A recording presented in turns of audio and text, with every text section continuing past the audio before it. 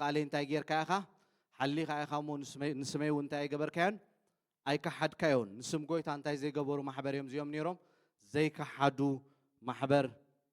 يوم نيروم فيلادلفيا تا كتما خينا نريا خلنا كاب سارديس 4 كيلومتر رحقه تركبيا ጨርቅታት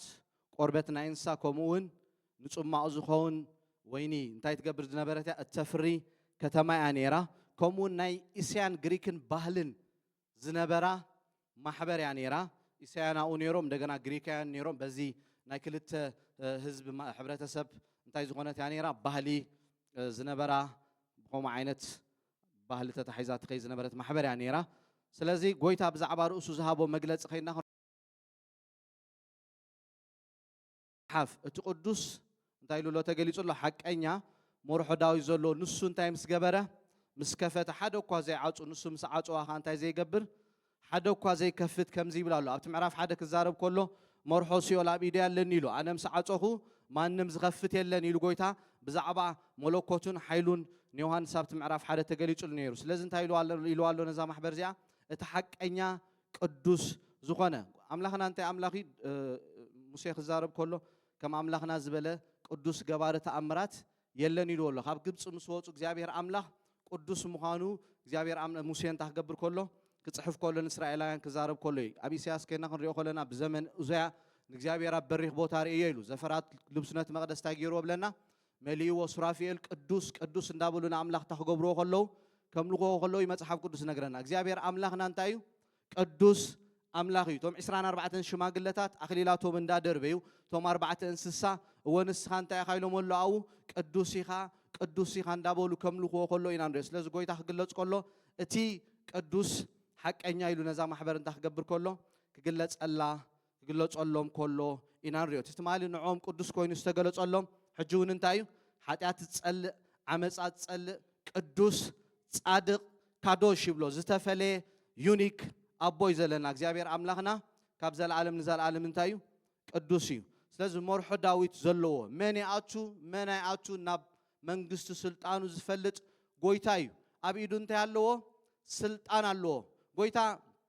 زعات أو مانم زخفتو يلن قويتا زخفتو خانتايز قبرو يلن مانم زعات أو يلن مسؤول نزال العالم كنبر كلنا كاو مانم كمن زعنا زغل ولا حد يلن أبسيول سبت النبي رقا خاوغا مانم كوتس أيكلني سلازم مني أتون منجس سلطانو زفلت قويتايو زخفتن زعطون نظام حبر زي أنتي جبرالو بخمزي أنتي جبرالو يقلص الله ماله نمنتي بخمز نجار زقلص الله مزلو أنتي لنا أهيداويا نام مقدس آتيوم كيجل قلو أنتي جبروهم نيرهم يخل كلوهم نيرهم يتعرروهم نيرهم تعانى زم نعيتم لخنو قويتا أنا قدوس أنتي يبلو ماله أنا مسكفتكو زعط يلن أنا مسعط أخوخا زخفت يلن يلون تحقبرهم كله كبرتعم كله ينانريو سلزنا نظام محبر زي أكن إدا كله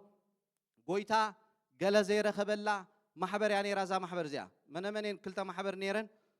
سمير نايل نار إنا نيرنا عندنا خازياتهم فيلادلفيا قويتا انتاي زير خبلهم زخون عينت نقفا زير خبلهم كم تو قويتا زدلو خوينهم زملالو سوزنبرو محبر يوم نقالو تفلت اتنبرو محبر يعني را يعقوب كزاربنا كله انتاي لنالو سمعتك قال اندهونكم رؤسكم انتاي تكبر لنالو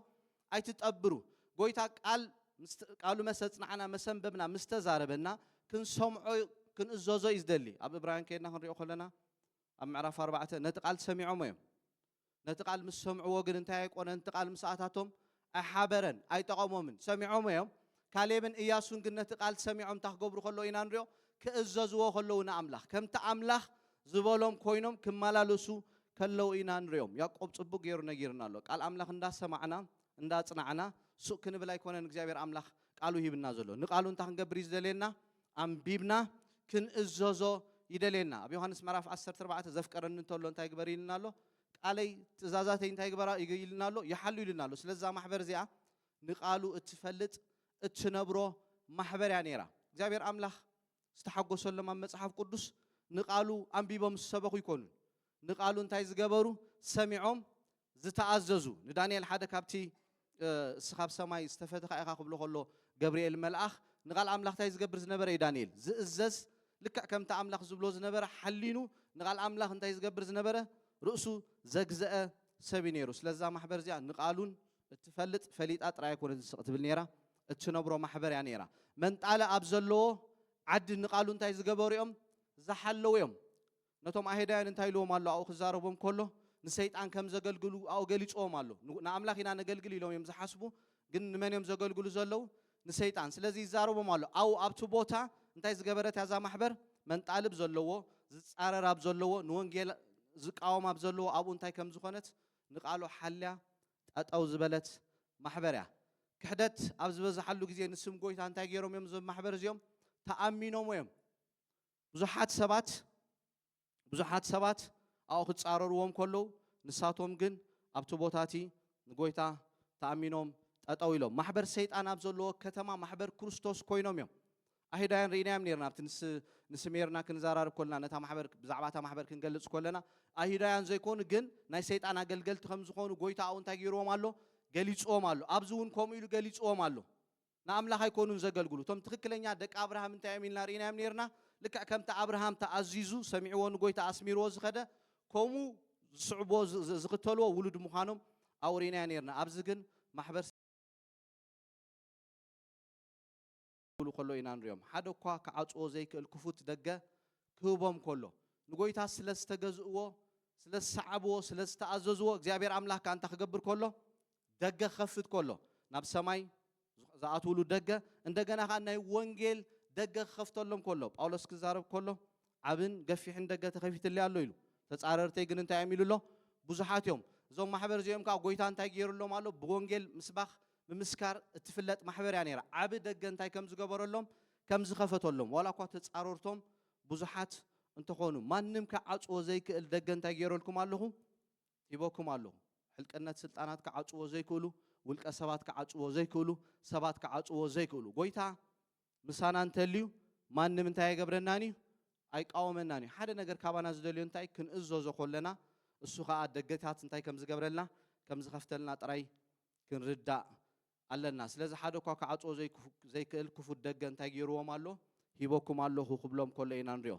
ናይ ተስፋ ቃል ንማሕበሩ ነታ ማሕበር ተስፋ ክባ ከሎ ሓደ እኳ ክዓፅዎ ዘይክእል ክፉት ደገ ሂበካ ኣለኹ ሓደ እኳ ክዓፅዎ ዘይክእል ክፉት ደገ ሂበካ ኣለኹ ከምቲ ዓንቶይ ክንብሎ ፀናሕና ናብ ሰማይ ዝወቱ ንወንጌል እንታይ ዝገብርን ክምስክሩ ከምኡ ዓይነት ከምቲ ንጳውሎስ ዕድላት ዝቦ ዝነበረ ማዕፆ ዝኸፍተሉ ዝነበረ ነዞም ማሕበር እዚኦም እውን ከምኡ ክኸፍተሎም ከሎ ኢና ንሪኦ እንሆ ካብኣታቶም ኣሂድና ዝብሉ ግና ከ እንታይ እዮም ማሕበር ሰይጣን እንታይ ገብርሎ ግናኸ ይሕሱ ኣለዎ እምበር እንታይ ኣይኮኑን ኣይሁድ ኣይኮኑን ብዛዕባ እዚ ኣብቲ ናይ ስሜርና ፅቡቅ ጌርና ስለ ዝረኣናዮ ምድጋም ኣይከድልየናን እዩ ንቃለይ ንትዕግስተይ እንታይ ጌርካ ኢኻ ኢሉ ኣሎ ስለዚ ሓለኸ ኣነ ድማ ካብታ ነቶም ኣብ ምድሪ ዝነብሩ ክትፍትኖም ናብ ኩሉ ዓለም ትመፅእ ሰዓት ፈተና እንታይ ክገብረካ እየ ክሕልወካ እየ ኣብዚ እቲ ትሪቡሌሽን ንብሎ ካብቲ ናይ መከራ ኣብ 7 ዓመት ዝኸውን ይኹን ዋላ ካልእ መከራ ይኹን ነዞም ማሕበር እዚኦም እንታይ ከም ዝገብሮም ከም ዝሕልዎም ተስፋ ክቦም ከሎ ኢና ካብታ ናይ መከራ ዘመን እንታይ ከም ዝገብሮም ከም ዝሕልዎም ምስኡ ስለ ዝጠበቁ ስለ ዝተኣዘዝዎ ምስኦም ከም ዝኸውን ካብ ክፉእ ከም ዝሕልዎም እንታይ ክገብሮም ከሎ ተስፋ ክህቦም ከሎ ኢና ንሪኦ ንማሕበሩ ዝተዋህበ ምኽሪ ነታ ማሕበር ምኽሪ ክህባ ከሎ ቀልጢፈ እንታይ ክገብር ሃንደበት ክመፅእ ንሳርዴስ እንታይ ኢልና ርኢና ነርና ቀልጢፈ ክመፅእ ነቲ ዘለኩም ኣፅኒዕኩም ሓዙ ኢልዎም ንዓታቶም እንታይ ዝብሎም ዘሎ ክንስሑ ክምለሱ ጥዑይ መንገዲ እግዚኣብሔር ዘይፈትዎ መንገዲ ይኸዱ ስለ ዝነበሩ ተመሊሶም እንደገና ናብ ጎይታ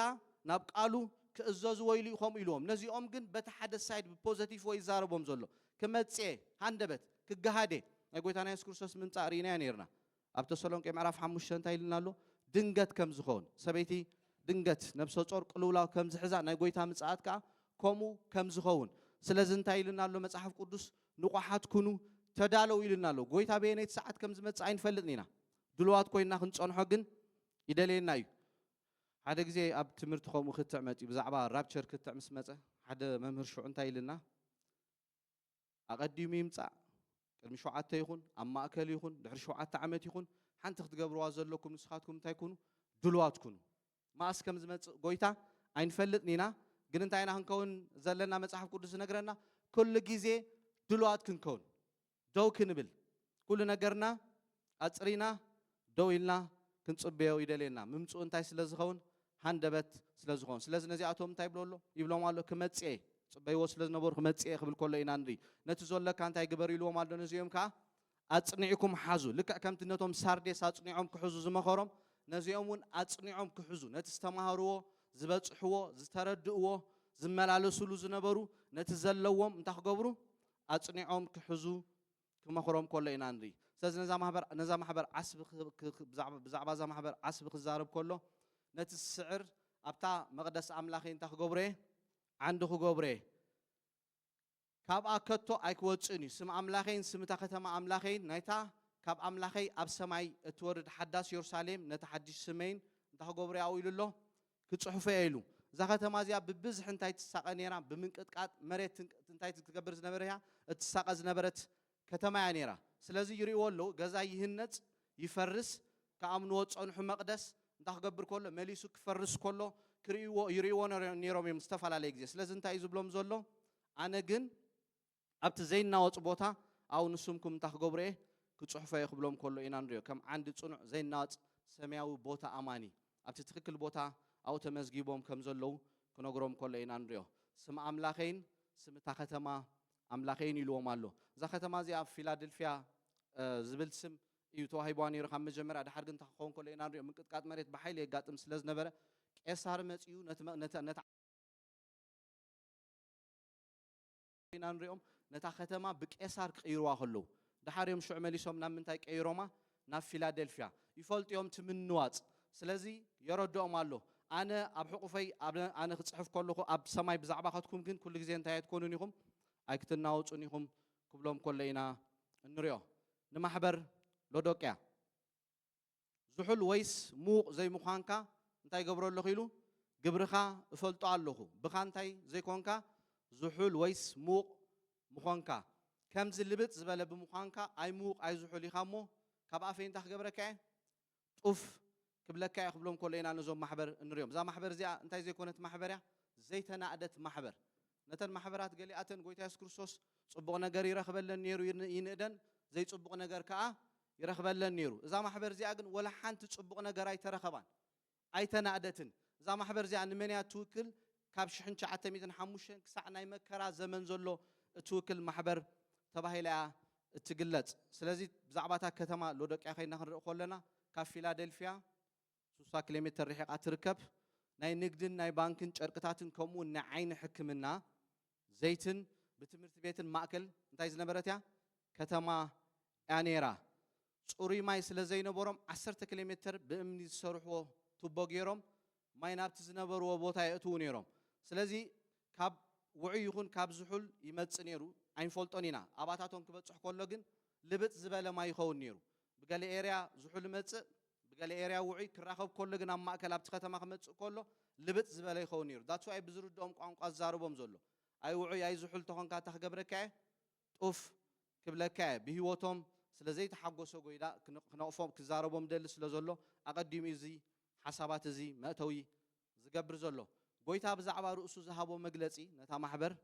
ናብ መልኣኽ ማሕበር ሎዶቅያ እንታይ ግበር ጸሓፍ እቲ ኣሜን እሙን ሓቀኛ ምስክር መጀመርያ ፍጥረት ኣምላኽ እንታይ ይብላ ኣሎ ከምዚ ይብላ ኣሎ እቲ ኣሜን ፍጹም ሰብን ፍጹም ኣምላኽን ኣቦ ግበሮ ዝበሎ ኣብ ዕብራውያን ርኢና ነርና ሓደ ግዜ ምሽ ሓቀይ ወዲ ኹን እሱ እኳ እንታይ ኮይኑ ይብለና ምእዛዝ ተማሂሩ ይብለና ናብዚ ምድሪ መጺኡ ካብ ፍቓድ ኣቦኡ ሓንቲ መዓልቲ እንታይ ገይሩ ይፈልጥኒ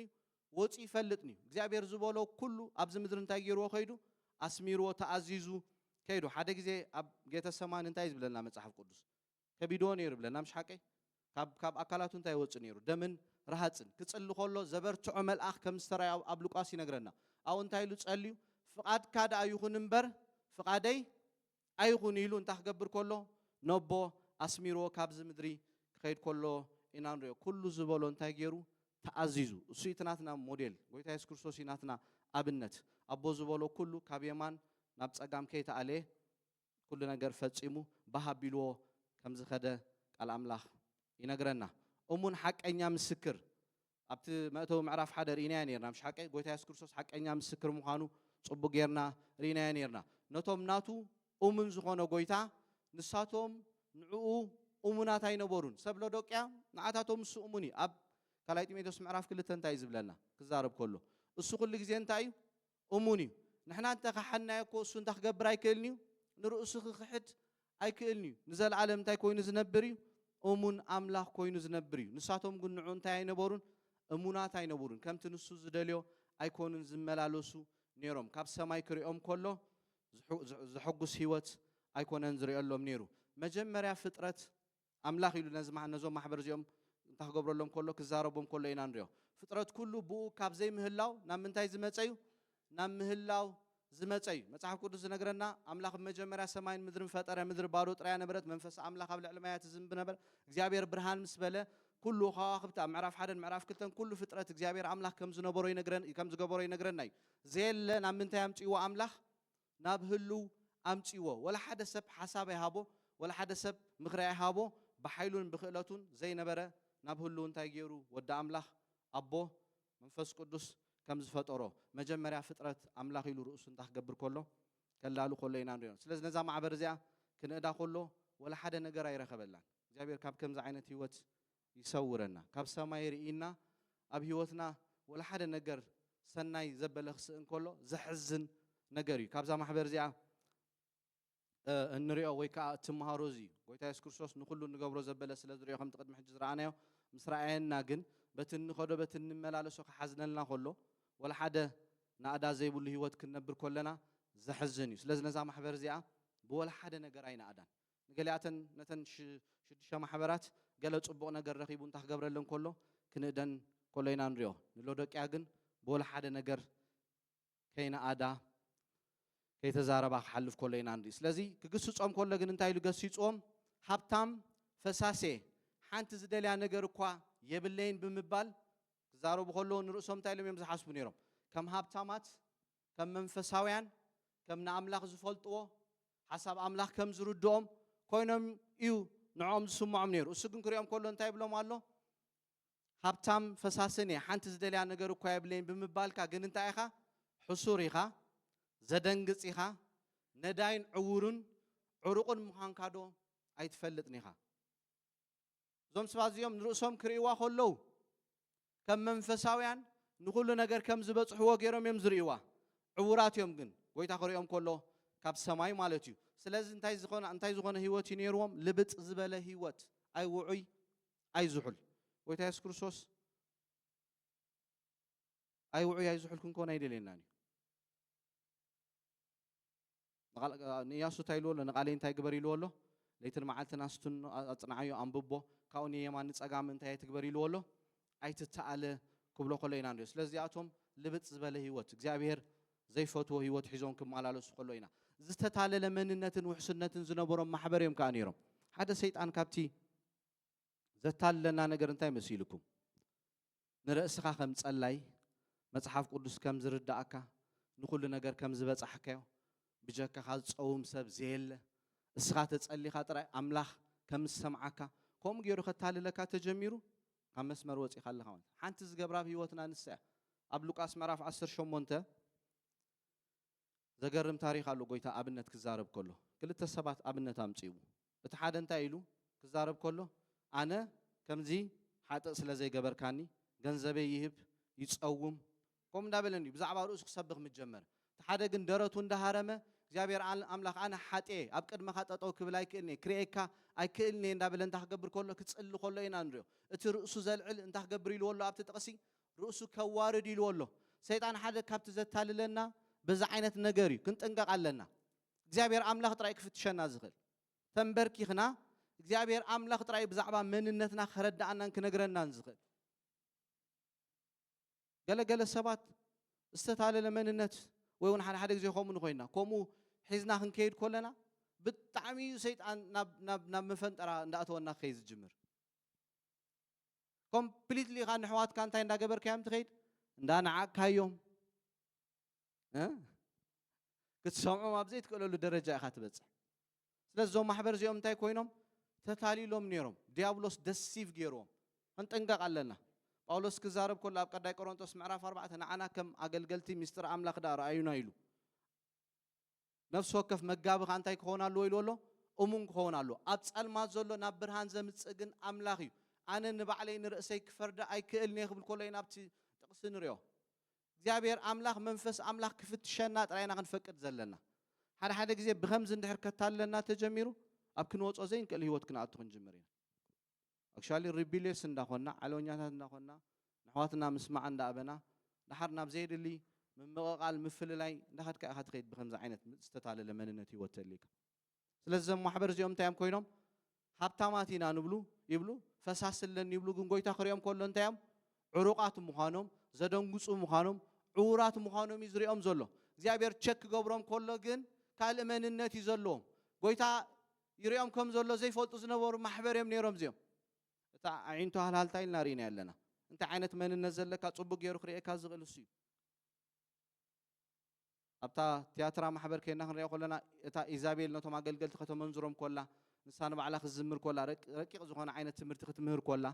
ነቲ ህዝብን ኣብ ጣዖት ናብ ኣምልኾ ጣዖት ክትወስዶ ኮላ ጎይታ ኢየሱስ ክርስቶስ እንታይ ይገብር ከም ዝነበረ ይሪኦም ከም ዝነበረ ክምለሱ ከም ዘለዎም ይነግሮም ከም ዝነበረ ኣብቲ ዝሓለፈ ሶም ርኢና ነርና ኢና ስለዚ ከየት ኣለና ክንጥንቀቕ ኣለና ተንበርኪኽና ርእስና ኢና ክንፍትሽ ዘለና ብትዕቢት እንታይ ከይገብረና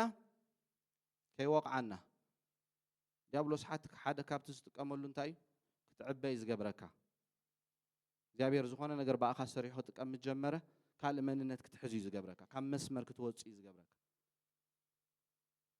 ዝምካሕ ብመን ይመካሕ ኢልዎ ኣሎ ብእግዚአብሔር ይመካሕ ኢልዎ ኣሎ ስለዚ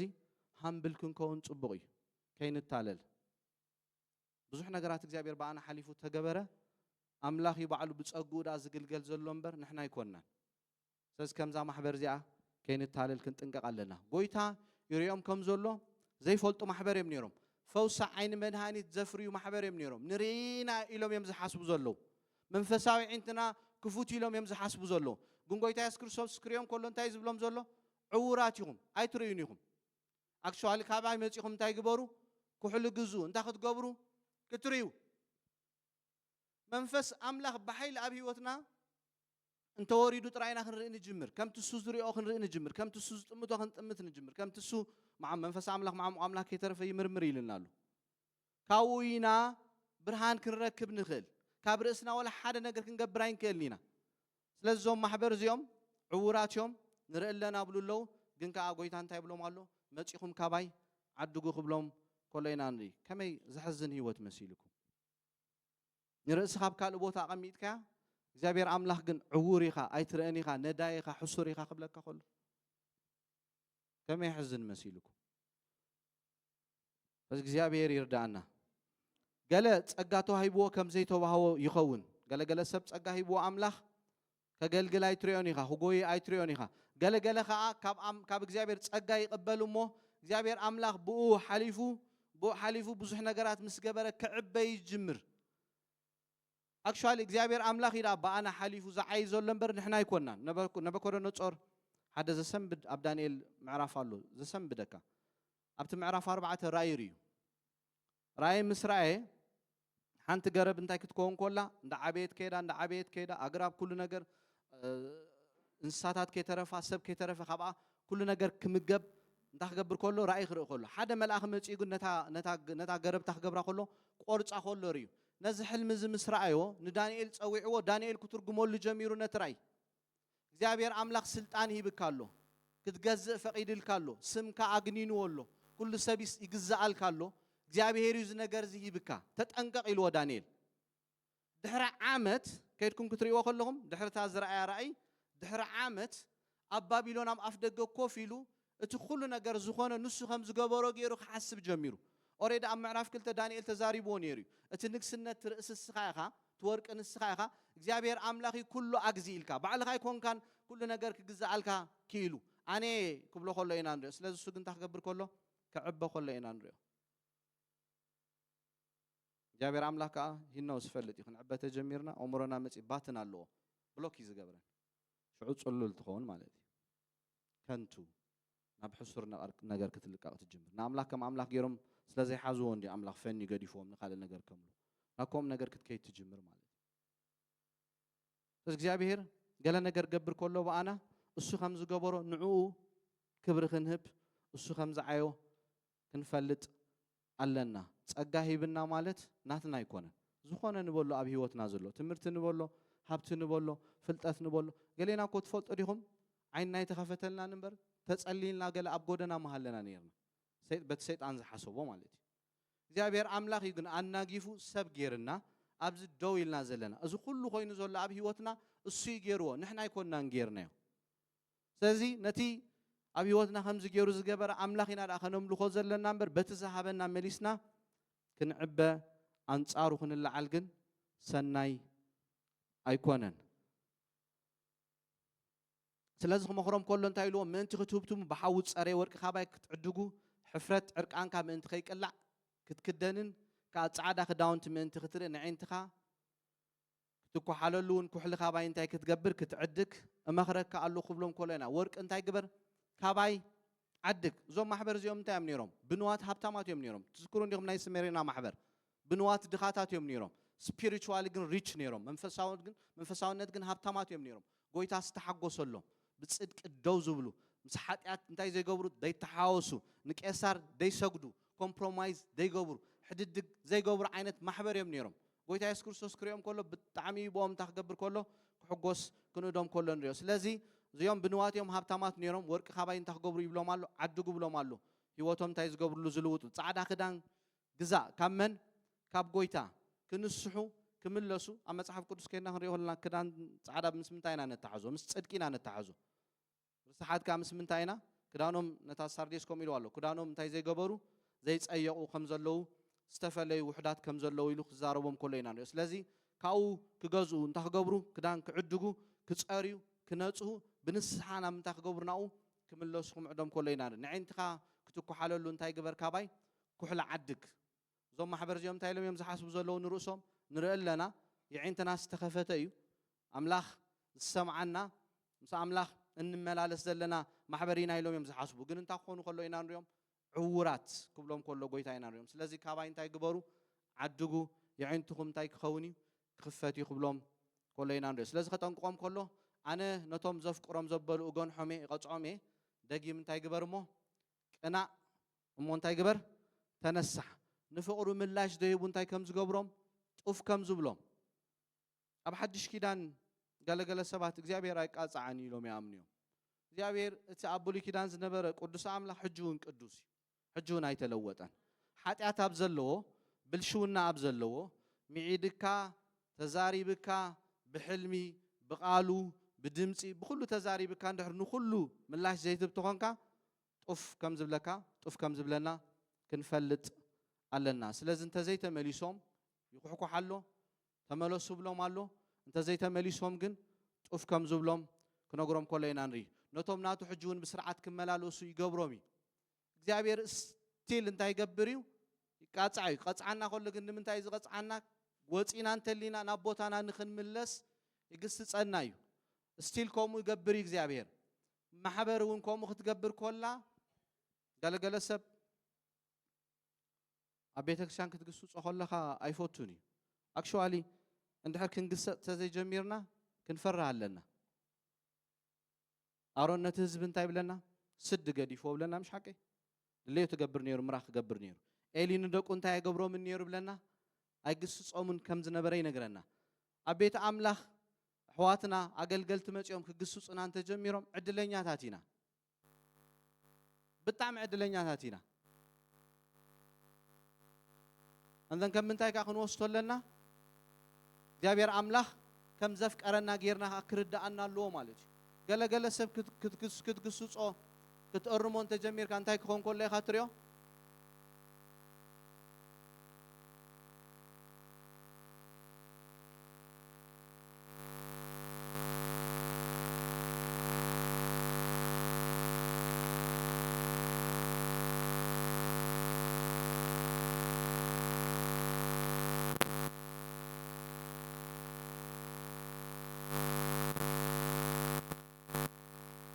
اوكي راح نغتل ስለዚ ክንግሰጽ ከለና እንታይ ኢና ክንከውን ዘለና ደስ ክብለና ኣሎ እግዚአብሔር ኣምላኽ እንታይ ዝገብረና ዘሎ ዝመልሰና ዘሎ ንደቂ ኤሊ እንታይ ዝብለና ቃትሎም ስለ ዝደልየ እግዚአብሔር ደቂ ቢልያዝ ስለ ዝነበሩ ስቕ ክብሎም ከሎ ኢና ንርኢ እግዚአብሔር ሱቕ ተይልካ ዝኸበደ ነገር እግዚአብሔር ተመለስ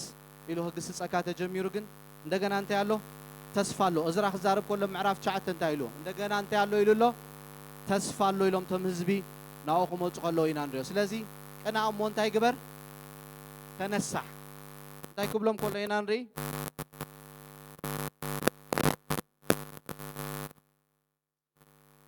እንታይ ክብሎም ኮለይና ንሪ ቀናእሞ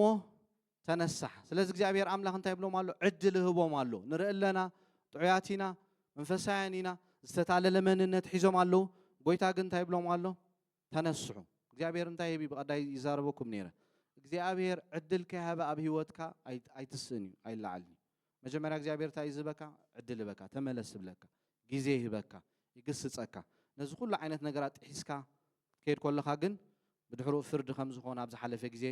ተዘራሪብናሉ ነርና ስለዚ ዓስቢ ክቦም ከሎ ነዞም ማሕበር ምስ ክርስቶስ ሕብረት ብምግባር ዝመጽእ ምልአት ዕጋበት ሃብታማት እዮም በትንዋት ግን መንፈሳዊ ነገር እንታይ ዝገበሩ ማሕበር እዮም ዝሰኣኑ ዝኸሰሩ ማሕበር እዮም ስሜርና ከይና ክንሪኣ ከለና ግን ድኻታት እዮም መንፈሳውነት ግን እንታይ ነይሮም ሃብታማት ከም ዝነበሩ መጽሓፍ ቅዱስ ይነግረና ስለዚ ዕጋበት ዝመጽእ ብመን እዩ ምስ ጎይታ ናብ ጎይታ ክንጠብቕ ከለና እዩ ኣነ ናይ ሓቂ ጉንዲ ወይኔ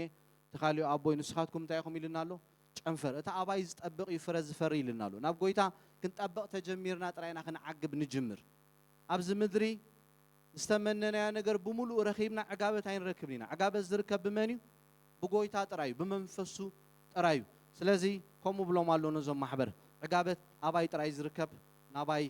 ተጸጉዑ ናባይ ምፁ ክብሎም ከሎ ኢና ብምእማንና ዘለና ሰማያዊ ስፍራ ብምጽኣቱን ምግሃዱን እንታይ ከም ንኾን ዳሕራይ ከም ንኸብር መጽሓፍ ቅዱስ ንሳቶም ከም ዝኸብሩ ይነግረና ካብዚ እንመሃሮ እንታይ ናይ ሓሶት ትምህርቲ ብፍልጠት ቃሉን ብምልላይ ብሓቂ እንታይ ክንብል ከም ዘለና ደው ክንብል ከም ዘለና መጽሓፍ ቅዱስ እንታይ ኢልና ኣሎ ንያሱ ክዛረቦ ከሎ ኣጽዋር ሕዛ ኣይኮነን ኢልዎ ንቓለይ እንታይ ግበር ኢልዎ ኣሎ ለይትን መዓልትን ኣስተንትኖ ካብኡ ንጸጋም ኔማ እንታይ ትግበር ኣይትተኣለ ምስ ቃለይ ግዜ ውሰድ ሙሴ ባርያይ ሞይቱ እዩ ሞይቱ ምስ በሎ ግን እንታይ ግበር ኢልዎ ንኢያሱ ንቓለይ ኣጽንዓዮ ከምቲ ምስ ሙሴ ዝነበርኩ ምሳኻ ክኸውን ትደሊ ንቓልኣይ እንታይ ግበሮ ኣንብቦ ኣጽንዓዮ ምሳኻ ይሕበር ንዕኡ ኸ እንታይ ግበር ተኣዘዞ ዶበል ክብሎ ከሎ ኢና ንሪኦ ስለዚ ንናይ ሓሶት ትምህርቲ ንቃወመሉ ሓደ ቃል ምልኣት ክህልወና ከሎ እዩ ቃል ክንመልእ ከለና ብደገ ዝመጽእ ስሕተት ኩሉ እንታይ ክንገብሮ ክንጅምር ኢና ክንቃወሞ ክንጅምር ኢና ኣብቲ መወዳእታ ዘመን ሰባት ናብ ምሁር ኣጋንንቲ ስሕተት መናፍስቲ ከም ዝኸዱ እቲ መንፈስ ብጉድ ይብላሎ ኢሉ ሎ ጢሞቴዎስ ክዛረብ ከሎ ስለዚ ቃሉ ክንምላእ ዘመን እንዳኸፈ ይኸይድ ስለ ዘሎ ንናይ ስሕተት ትምህርቲ ንቃወመሉ ሓደ ቃሉ ተመሊእና ዶ ክንብል ኮለና እዩ ምንዝርን ዝሙትን ብቅድስና እንታይ ክንገብር ከም ዘለና ክንመላለስ ከም ዘለና ቀዳይ ጴጥሮስ ሓደ እንታይ ኢልዎም ኣሎ ኣብቲ 19 ክዛረብ ከሎ ኣነ እግዚአብሔር ኣምላኽኩም እንታይ ቅዱስ እየ ንስኻትኩም ከ እንታይ ኩኑ ኢልና ኣሎ ቅዱሳት ኩኑ ኢልና ኣሎ ኣብ ዘሌዋውያን ልዕሊ 100 ገለን ዝኾነ ኣነ እግዚአብሔር ኣምላኽ ቅዱስ እየ እንዳበለ ንእስራኤላውያን ክዛረቦም ከሎ ኢና ንሪኦ ስለዚ ካብ ኩሉ ክንርሕቕ ካብ ምንዝር ካብ ዝሙት ብቅድስና ክንመላለስ እግዚአብሔር ኣምላኽ ይደለና እዩ ብዘይ ቅድስናና ኣምላኽ ክንሪኦ ኣይንክእልን ኢና ክርስቶስ ኣብ ልብና ክሓድር ደስ ኢልዎ ክገዝእ እንተኮይኑ ብጽድቂ ክንመላለስ ኣለና ሓጢኣት ልምምዳት ምዝህሉ ብኣና ሓሊፉ እንታይ ክገብር ኣይክእልን እዩ ክሰርሕ ኣይክእልን እዩ ንቅድስና ዝፀዋዓና ኣምላኽ እዩ ኣብ ቃልኣይ ቆሮንጦስ ምዕራፍ 6 ኢልና ኣሎ ርኩሳይ ተንክፉ ተፈለዩ ኣወዳትን ኣዋልድን ክትኮኑን ኢኹም ኣነ ኩሉ ዝኽእል ኣምላኽ እንዳበለ እንታይ ክገብር ከሎ ሰብ ቆሮንጦስ ጳውሎስ ክጽሕፈሎም ከሎ ኢና ንሪኦ ኣምልኾ ጣዖት ቅድሚ ጎይታ ዝስራዕ ህይወት ክህልወና ከም ዘይብሉ ጣዖት ማለት ሕጂ ኸይና ካልኦት ኣማልኽቲ ካልኦት ጣዖት ምምላኽ ዓይነት ጥራይ ጌርና ይኮንና ክንርድኦ ዘለና ቅድሚ ጎይታ ዝስራዕ ዘበለ ኣብ ልብና እንሰርዖ ዘበለ ኩሉ እንታይ እዩ ጣዖት እዩ ንዓለም ምፍቃር እንታይ ኢልና ኣሎ ኣብ ያዕቆብ ክዛረብ ከሎ ኣብ ዓለም ዘሎ ምፍቃር ንኣምላኽ እንታይ ምዃኑ ጽልኢ ምዃኑ እዩ ዝነግረና ዴማስ ከዓ ዓለም ኣፍቂርዋ እንታይ ከም ዝገበረ ንድሕሪት ከም ዝተመለሰ ቃል ኣምላኽ ይነግረና ስለዚ ቅድሚ ጎይታ ዝኾነ ዓይነት ነገር ኣብ ልብና ክንሰርዕ የብልናን ብምሉእ ሓይልና ብምሉእ ልብና ብምሉእ ነፍስና ንዕኡ ከነፍቅር ንሱ ደስ ኢልዎ ኣብ ልብና እንታይ ክገብር ክሓድር ክገዝኣና ክመርሓና እዩ ዝደሊ ካልእ ጣዖት ከነቐምጥ ተጀሚርና ቅድሚኡ ግን ጎይታ ኢየሱስ ክርስቶስ በኣና ሓሊፉ ከምዘይ ዓይ ክንፈልጥ ኣለና ቀዳማይ ፍቕሪ ዝሓደገት ልብጥ ዝበለ ህይወት ንጎይታን ንቓሉን ዘለና ቅንዓት እንታይ ይገብር ከም ዘለዎ ይንደድ ኣብ ሮሜ እንታይ ኢልና ኣሎ ብመንፈስ ተቃጸሉ ንእግዚአብሔር እንታይ ግበሩ ኢልና ኣሎ ኣገልግሉ ኣብ ተሰሎንቄ ኸ መንፈስ ኣይተጥፉ ኢልና ኣሎ መንፈስ ካብቲ ሓደ ካብ ህይወትና ክጠፍእ ዝገብሮ እንታይ ልምምዳት ሓጢኣት እግዚአብሔር ዘይፈትዎ ንእግዚአብሔር ባህ ዘይብል ነገር ክንላማመድ ተጀሚርና ሓይሊ ኣምላኽ ኣብ ህይወትና ክንስእኖ ክንጅምር ኢና ኣምላኽ ዝፈትዎ ክንፈቱ ተጀሚርና ጸሎ ክንጸልእ ተጀሚርና ግን መንፈስ ኣምላኽ ኣብ ውሽጥና ብሓይሊ ክትንክፈና ክጅምር ክነደና ክጅምር እዩ ማለት እዩ እንታይ ዝብለና ኣብ መንገዲ ኣብ ኤማሁስ እንዳኸዱ ጎይታ ክዛረበና ከሎሲ ይነደና ዶ አይነበረን ክዛረቦም ከሎ በቃሉ ውሽጦም እንታይ ይገብር ከም ዝነበረ ይነዶም ከም ዝነበረ ስለዚ አይ ውዒ አይ ዝሑል ክንከውን አይደሌናኒው ውዕያት ክንከውን ኩሉ ግዜ በመንፈስ ተቃጸልና ኩሉ ግዜ ንጎይታ ነገልግል ኩሉ ግዜ ንቃሉ ንዑን ነፍቅር ሰባት ክንከውን ይደሌና እዩ ኦኬ ንጸልይ ካብዚ ሶምን ክንሪአና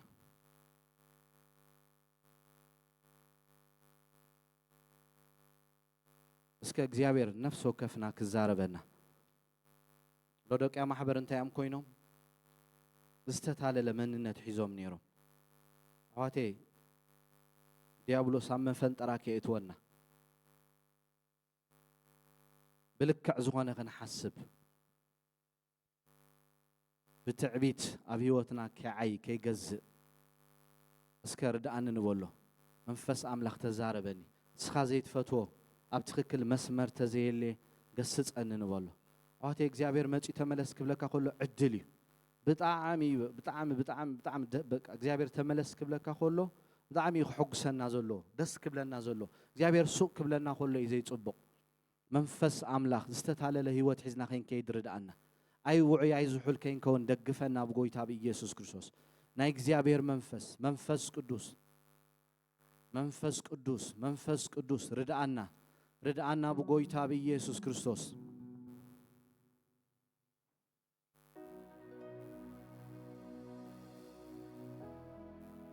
ዋቴ ከምታ አንቶይ ንጽልዮ ዝነበርና ንኖህ ዝረደ ናይ እግዚአብሔር መንፈስ ንአብርሃም ዝረደ ናይ እግዚአብሔር መንፈስ ንዮሴፍ በሕልሚ ብርዓያት ሕልሚ ራእይ ክትርጉም ዝገበሮ ናይ እግዚአብሔር መንፈስ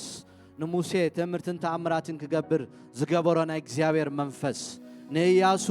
በኃይልና አምላክ ከገልግል ምስቃሉ ክውግን ንፈቃዱ ክነብር ዝገበሮ ናይ እግዚአብሔር መንፈስ ንዳንኤል ኣብ ምድሪ ስደት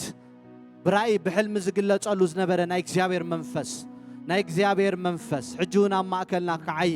ክትንክፈና ናይ እግዚአብሔር መንፈስ ለበት ዝበለ ህይወት ካብ ህይወትና ክልዓል ብጎይታ በኢየሱስ ክርስቶስ በመንፈስ ተቃጸሉ ኢልካና ኣለኻ ናይ እግዚአብሔር መንፈስ ቅዱስ ናባኻትኩም ዝወርድ ግና ሓይሌ ክትምለዩኹም ተባሂሉ ተጻሒፉ ከም ዘሎ ምልአና ናይ እግዚአብሔር መንፈስ አይ ውዑይ አይ ዝሑል ዘበለ ካብ ህይወትና ይቀንጠጥ ሎማዓንቲ ኣብቲ ናይ ውሽጢ ሰብና ቸንክፈና ይንደደና እግዚአብሔር አምላኸ መንፈስ ቅዱስ ከምቲ እስጢፋኖስ ጸጋን ኃይልን መሊእዎ ዝነበረ ኃይልኻ ይተንክፈና ከም ትወድኻ ናብ ገሊላ ብመንፈስ ተመሊኡ ዝመጸ መንፈስ ቅዱስ ኣብ ማእከልና ግዛእ ስኻ ዘይትፈትዎ ዘበለ መንነት ካብ ህይወትና ይቀንጠጥ ብጎይታ በኢየሱስ ክርስቶስ ናዝራዊ ይቀንጠጥ ብጎይታ በኢየሱስ ክርስቶስ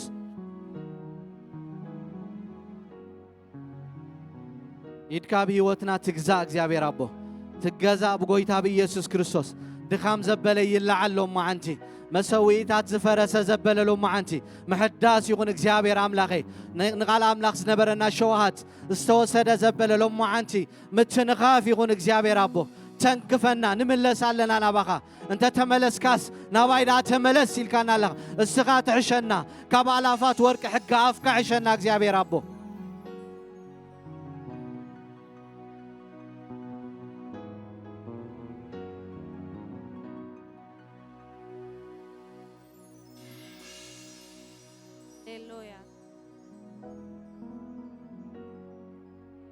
ሃሌሉያ